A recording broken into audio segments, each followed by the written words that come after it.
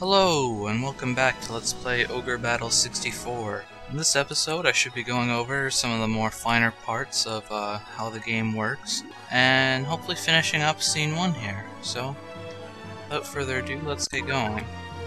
First off, I want to start off with an explanation of how exactly Soldier Reserves work. Soldier Reserves have two uses, and the first off is just to fill out a unit. But because they're so weak, they only do this job so well. But their more important job is, if you win battles with them enough, they'll promote into an actual character. And it depends heavily on the unit's leader.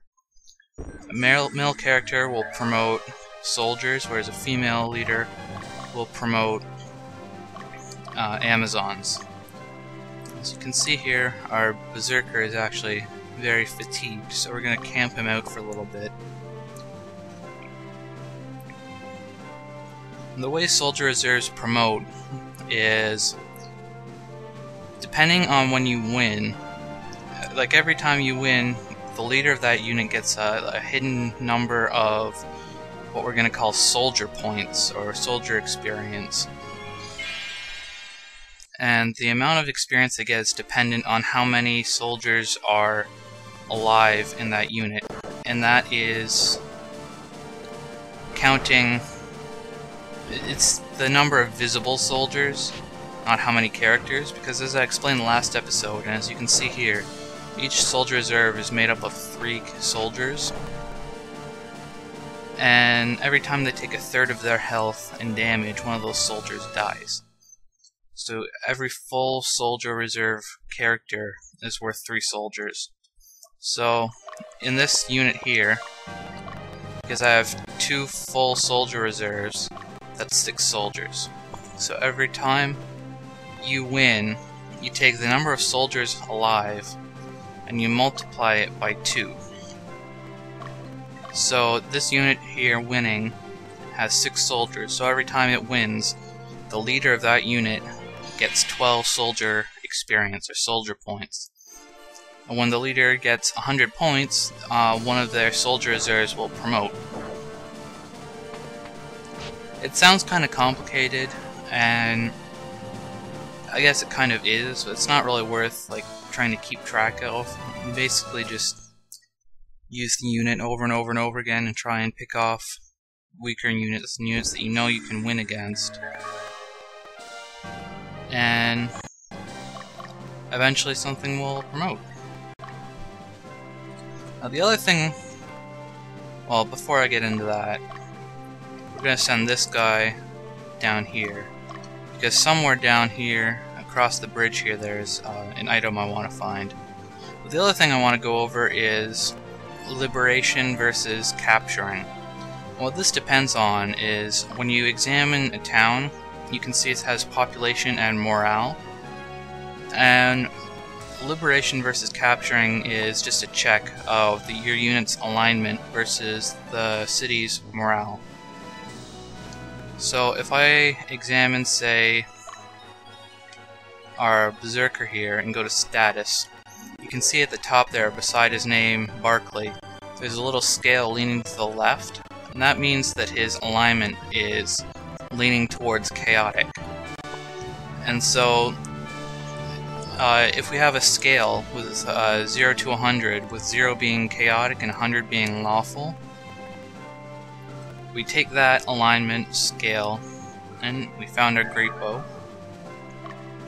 We take that alignment scale and we compare it to the city's morale. So the city has a morale of 38, which is kind of chaotic neutral. So if we were to take that city with our Berserker, we should liberate it. Whereas if we had a unit that was leaning lawful, I don't think our fencer is. No. But if we did, we would probably capture it. And so I want to take this city with our Berserker because he's leaning chaotic, and so is the city. I just commanded Magnus to move past the city so that he should walk through this unit here and kind of weaken him. And now we're going to send our Berserker here.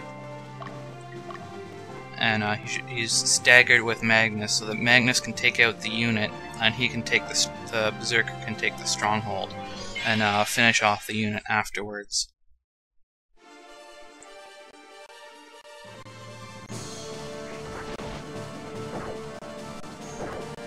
Now in battle here, besides interruption commands, there's two other things you can do. If you press the Z button, you can toggle battle animations on and off mid-battle. When I'm just playing on my own, I usually prefer having battle animations off, personally, just because I played through this game a handful of times already, so I know what all the battle animations look like and whatnot, and battle animations off is just a lot faster.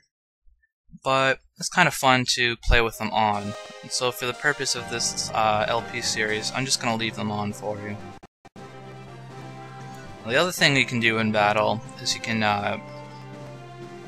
press start to field pause, and that just pauses the game immediately after battle. If you want to assign a order that you're kind of short on time for. That's a horrible description, but it's pretty self-explanatory, so hopefully you understand what I'm talking about. So we liberated Buchanan there, and this unit's actually more dangerous backwards than it was forwards.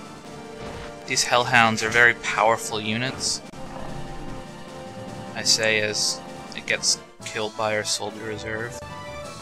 But Hellhounds are very powerful. They're a beast unit, and so they naturally have higher stats than humans, because they count as two characters in a unit. But they also are probably the first unit you'll see that has 3 attacks in the front row. And at this point in the game, where we're using stuff like our Berserker unit here with 4 soldier reserves that they have 1 attack each, having a unit with 3 attacks is stellar. There's also golems who have 3 attacks, but they're nowhere near as powerful as a Hellhound. They're more defensive in nature. So here we find the boss of this map, and we have a little bit of a scene.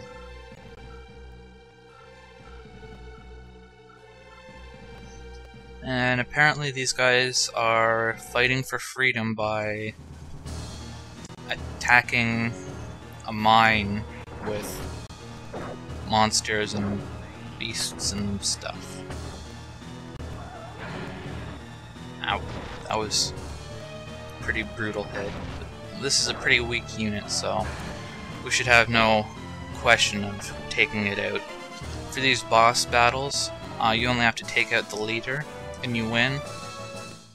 But if you fail to do that, you lose, even if you do more damage, because if you were to take the Stronghold with the leader not on there, if the leader got thrown backwards, say, then the battle would automatically end.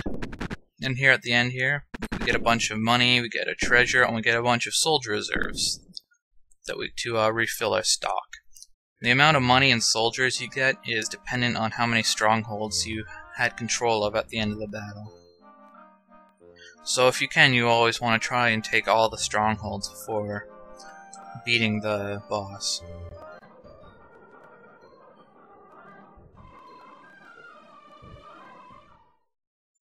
Uh-oh, tense music. Revolution!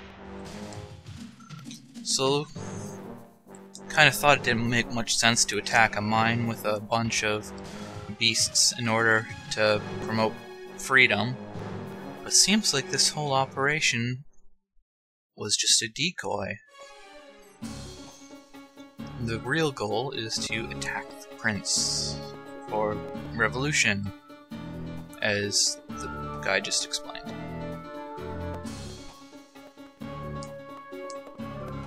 And Dio's making some sense for once.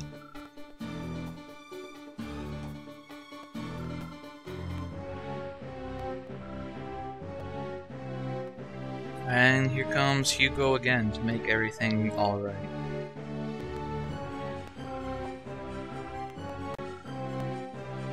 We must rescue the prince.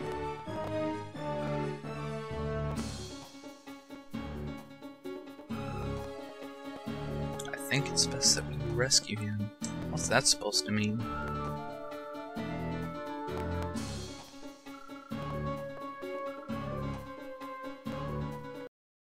And with that, scene 1 is finished, and we're gonna cut it off here. So, see you next time on Let's Play Ogre Battle 64.